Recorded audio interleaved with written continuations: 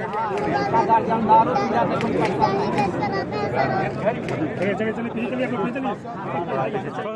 साहब बोले कि एगो आदमी वो शुरू बार आए और बोले कि क्या परेशानी है वो हम बताएं कि हमको ये शिक्षा की परेशानी है, शराब उराब जो है पापा पी लेते हैं। तो उसके बाद हम जो है ये कहें तो एक वो आदमी थे, उनसे हमको बोले कि वो बोले कि हम आपका एडमिशन करवा देंगे। वो माननीय मुख्यमंत्री जी उनको बोले तो वो बोले। अब देखिए कब क्या हुई सीएम साहब। Yes sir. क्या कहना चाहते हो तुम? हमको कहना ये है सर कि जो सरकारी स्कूल है वहाँ पर पढ़ाई नहीं होती है, सर को ही नहीं आता है सर, हम जानते हैं सर। दीपक कुमार और सबके सर के बारे में तो नहीं बोल सकते, लेकिन एक दीपक कुमार सर हैं जो कि जिनको कि इंग्लिश पढ़ने में भी अभी गड़बड़ाहट होती है सर। बेबाकी और भोलेपन का मिश्रण उसे कहते हैं सोनू। 11 साल के सोनू हमारे साथ जुड़ गए हैं। सोनू, बहुत बहुत स्वागत है आपका एनडीटीवी पर। मेरा नाम अरुण है। सबसे पहले आपने बहुत ही अहम मुद्दे जो हैं वो उठाए नीतीश कुमार के सामने और आपने गुहार लगाई कि आपकी जो शिक्षा है उसमें आपको मदद मिले। सबसे पहला मेरा सवाल यही होगा कि क्या वो मदद पहुंची है और अब हालात क्या हैं सोनू? देखिए, अभी मदद जो है डीडीसी साहब बुलाए थे और उन्होंने बुला करके बोला, हमने बोला कि सर हमको सैनिक या तो सुमुतल्ला में एडमिशन चाहिए। तो उन्होंने बोला कि जो है कोई उन्हें सुमुतल्ला में राज्य सरकार का भी पावर नहीं चल सकता, वो प्रक्रिया भी नहीं हो सकती। इस प्रकार अगर देखा जाए तो सरकार पीछे हट रही है और उनको यही मैं बोलना चाह रहा हूँ कि जो है पीछे हट रही है सरकार। वचन दी थी, पीछे भी हट रही है। अच्छा, ये बेहद चौंकाने वाली बात है सोनू जो आप बता रहे हैं। और मैंने कहीं सुना था, आपने कहा कि मुझे आर्थिक मदद जो है वो नहीं चाहिए, मुझे एडमिशन जो है वो दाखिला दिला दीजिए सैनिक स्कूल में। यही अभी भी आपकी मांग है? यस। अच्छा, और सोनू, आप करना क्या चाहते हैं जिंदगी में? आप क्या बनना चाहते हैं? IAS बनना चाहते हैं। अब मात्र 11 साल के, आपको किसने बताया आईएएस के बारे में? आप मतलब समझते हैं आईएएस क्या है? IAS एक प्रशासन है, प्रशासनिक है, जो प्रशासनिक सेवा है, जो कि पूरे एक जिला का मालिक जिसको कि कहा जाता है, जिसको कि डिस्ट्रिक्ट मजिस्ट्रेट कहा जाता है, वही एक देश को आगे बढ़ा सकता है। और आप खुद 30 बच्चों को पढ़ाते हैं। क्या पढ़ाते हैं आप और कहां पर? नालंदा में?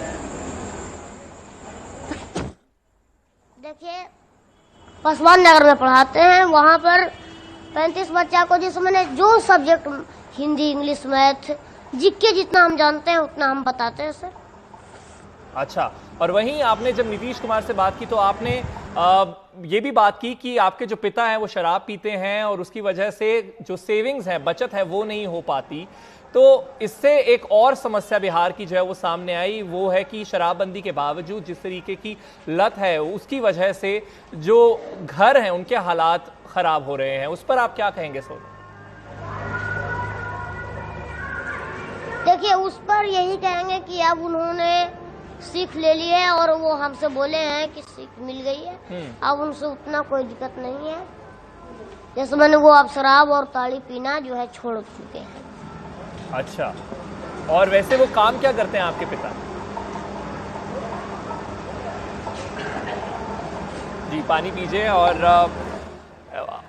आराम से आप हमारे साथ बातचीत कर सकते हैं। मैं इस पर भी आपसे जानकारी चाहूंगा सोनू कि आपने कहा सरकार भी पीछे हट रही है, तो उस पर अब आपका अगला क्या कदम होगा? आप इतनी बेबाकी से मुख्यमंत्री से बात की है, आपने तेज प्रताप यादव से भी आपकी बात हुई वीडियो कॉलिंग के जरिए, वहां पर भी आपने बेबाकी दिखाई जहां पर आपने कहा कि मैं किसी के अंडर काम नहीं करूंगा। पहले वो वीडियो देखते हैं और फिर उसके बाद जो आपने फिलहाल प्रश्न चिन्ह लगाया है सरकार के वादों पर, उस पर भी हम जिक्र करेंगे। ये तेज प्रताप के साथ वीडियो जो है सोनू की, वो देखिए।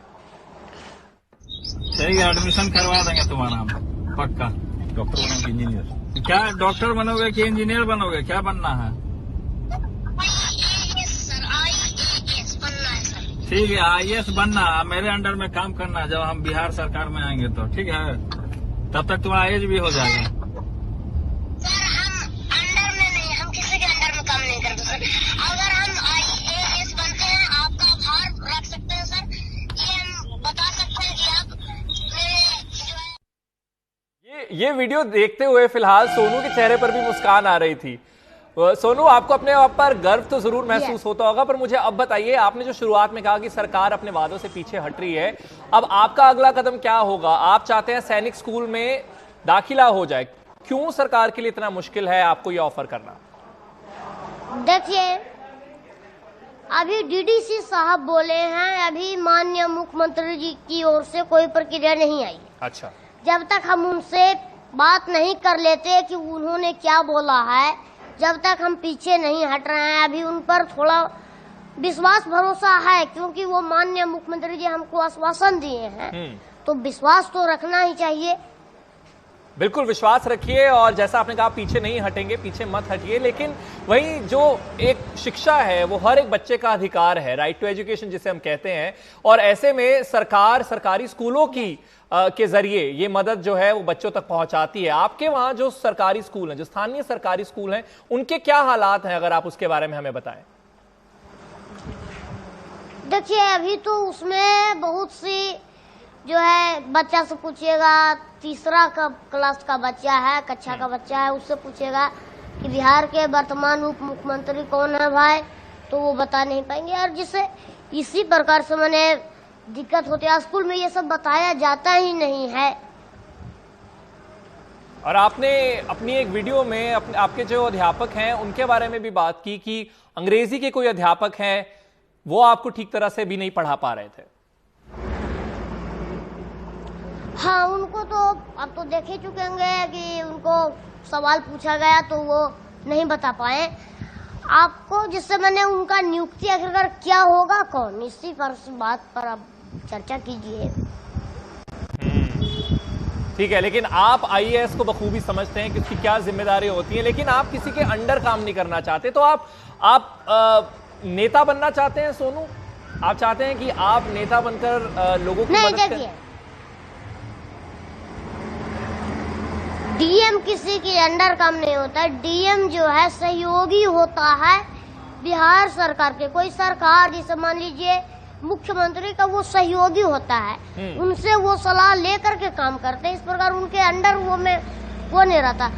और जब मैं डीएम बनूंगा तो मेरे तरफ से 2 कानून रहेंगे। एक कानून तो मैं बता दिया हूँ कि कंप्लेन बॉक्स का रहेगा, जो है मेरा अथी रहेगा, वो मेरे अंडर में रहेगा, क्योंकि डीएम को उसी पर काम करना चाहिए।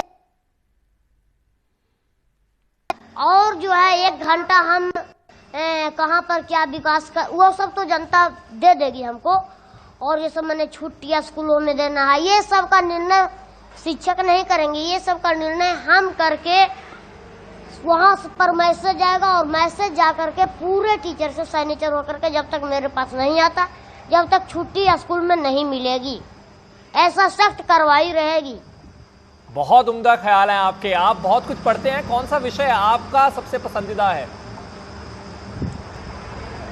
देखिए, मेरा सबसे पसंदीदा विषय है हिस्ट्री और इंग्लिश, जो कि हिस्ट्री भी पढ़े नहीं है, लेकिन उनमें थोड़ा ज्यादा इंटरेस्ट है सुनने में, और इंग्लिश थोड़ा बहुत पढ़े हैं, क्योंकि इंग्लिश तो सरकारी स्कूल में पढ़ाई होती नहीं है। तो आप किससे पढ़ रहे हैं, कैसे सीख रहे हैं अंग्रेजी? जैसे अंग्रेजी हम थोड़ा बहुत, मैंने जो हमको क्वेश्चन पता रहता है उसका आंसर हम मोबाइल पर ढूंढते हैं और उसका याद करते, उसको जो है याद करते हैं। अरे वाह, और जिस तरीके से आप आईएएस की फुल फॉर्म भी बताते हैं ना, वो भी दिल छू जाता है। बताइए, बहुत सारे बड़े लोग अडल्ट्स होंगे, उन्हें शायद इसकी फुल फॉर्म नहीं पता होगी, आईएएस की फुल फॉर्म। यस, आईएएस का फुल फॉर्म होता है इंडियन एडमिनिस्ट्रेटिव सर्विस। बहुत बढ़िया। तो सोनू, आप फ्री टाइम में क्या करते हैं, आपके क्या शौक है? आपको पढ़ना बहुत अच्छा लगता है, ये बात जाहिर है, और हमारी शुभकामनाएं आपके साथ हैं, और उम्मीद करते हैं कि जल्द आप तक जो मदद है वो जरूर पहुंचे, और हमारे जरिए एक बार फिर से सरकार के कानों तक ये बात पहुंचे कि ये मदद करनी बहुत ज्यादा जरूरी है, और अभी तक आपको दाखिला नहीं मिला है। yes. आपके क्या शौक है, पढ़ाई के अलावा क्या करना पसंद है सोनू? हमें पढ़ाई के अलावा और जो है क्या कहता है, भाषण जो सुनना है वो बहुत पसंद है। माननीय श्री नरेंद्र मोदी जी का एक चैनल है नरेंद्र मोदी, और एक है नरेंद्र मोदी ऑफिशियल नोटिफिकेशन। इन दोनों पर वो बहुत सारे जो है जीवनी सुनाते हैं। जीवनी सुनना ये जो है मेरा ज्यादा हॉबी है। अच्छा, क्या क्या अच्छा लगता है नरेंद्र मोदी के भाषण में आपको? अगर कोई खास वाक्य आपको अच्छा लगा हो, उनका कोई डायलॉग आपको अच्छा लगता हो? वो जो है उनको बारे में उतना तो नहीं जानते, लेकिन वो एक चैनल खोले हुए हैं जिनमें कि 5 सितंबर में जैसे सिमुलतल्ला हो गया, नवोदय हो गया, ये क्या कहता है सैनिक हो गया, उन सबको बच्चों को वहाँ वो बुलाते हैं और उनसे मैंने सवाल पूछने के लिए बोलते हैं और उसके बाद उसका जवाब देते हैं। और वो जवाब इस प्रकार देते हैं कि उनमें किसी न किसी का जीवनी अवश्य रहता है। तो मैं उम्मीद करता हूं कि आपकी जीवनी के बारे में भी वो बात जरूर करें, आपके जीवन के बारे में भी जरूर बात करें। आखिरी के 2 सवाल सोनू मेरे पास हैं आपके लिए। अब सबसे मतलब सेकंड लास्ट सवाल जो आपके लिए है वो तो यही कि अब आप आगे जब पढ़ेंगे, जब आप स्कूल में चले जाएंगे, तो क्या अपने इलाके के लिए आप करना चाहते हैं, अपने दोस्तों के लिए, जिन बच्चों को आप पढ़ाते हैं? 35 बच्चों को आप खुद पढ़ाते हैं 11 साल के होकर। मैं पूरे बिहार के लिए करना चाह रहा हूं कि अगर मेरा एडमिशन होता तो मैं बिहार सरकार से एक और अथी करना चाहता हूं कि भाई कि सरकारी स्कूल में व्यवस्था आप देते हैं, इसमें सरकार की कोई गलती नहीं है, इसमें अफसरों की गलती है। वो लोग करप्ट हो चुके हैं, शिक्षक करप्ट हो चुके हैं। इसमें शिक्षक की गलती है कि वो जो है अब सरकार को सब दोष दे रहे हैं। तो सरकार को इसमें कोई दोषी नहीं है, क्योंकि सरकार हर स्कूल के अगर निरीक्षण करेगी तो उससे हजारों स्कूल हैं बिहार में, निरीक्षण करते करते ही 5 साल उनको बीत जाएगा। आखिरी सवाल इसलिए जी बोलिए।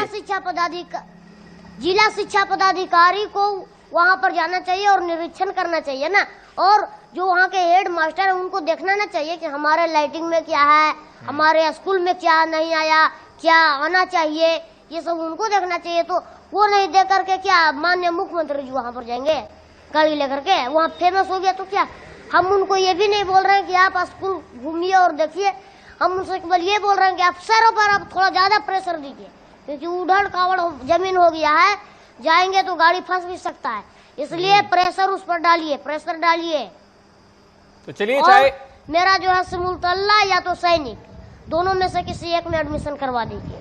तो आपने जो एमएलए हैं उनसे बात की है, तेज प्रताप यादव, आपने मुख्यमंत्री से बात की है। फिलहाल आखिर में जैसे आपने कहा कि आप प्रधानमंत्री को भी बहुत ही गौर से सुनते हैं, आखिर में उनके लिए कोई संदेश आपके पास हो तो उससे इस चर्चा को हम समाप्त कर सकते हैं।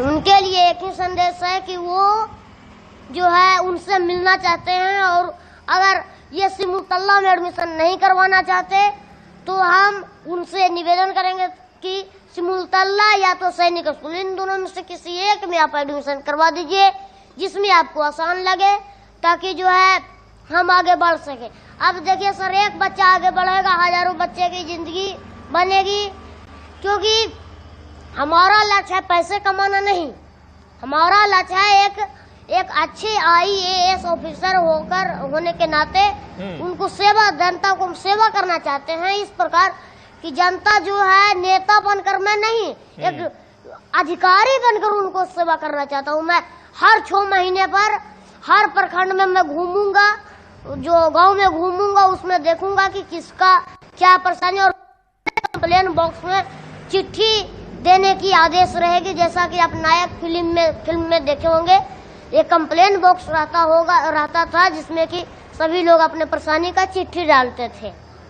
मैं वही पूछने वाला था कि आप नायक फिल्म से भी इंस्पायर्ड जरूर लग रहे हैं, लेकिन आप राजनीति में नहीं आना चाहते और आप चाहते हैं कि आप DM बनकर लोगों की सेवा करें। मात्र 11 साल के आप हैं और अभी आप 35 से 40 बच्चों को पढ़ा रहे हैं, तो वो सेवा की जो आपका सफर है सेवा का, वो शुरू हो ही चुका है। बहुत बहुत शुक्रिया सोनू हमारे साथ जुड़ने के लिए। और जो गुहार इन्होंने मुख्यमंत्री नीतीश कुमार के सामने रखी थी, वही गुहार इन्होंने प्रधानमंत्री के आगे भी फिलहाल हमारे जरिए यहाँ पर रखी है। इसकी वीडियो या इस बातचीत को देखकर खुशी तो बहुत होती है, लेकिन साथ ही साथ जो चिंतन है वो करने को भी सोनू की बातें मजबूर करती हैं कि क्या हालात शिक्षा के ग्राउंड लेवल पर है। इसी के साथ ही ये फिलहाल चर्चा यहाँ पर खत्म होती है। मेरा नाम है अरुण सिंह, देखते रहिए NDTV इंडिया।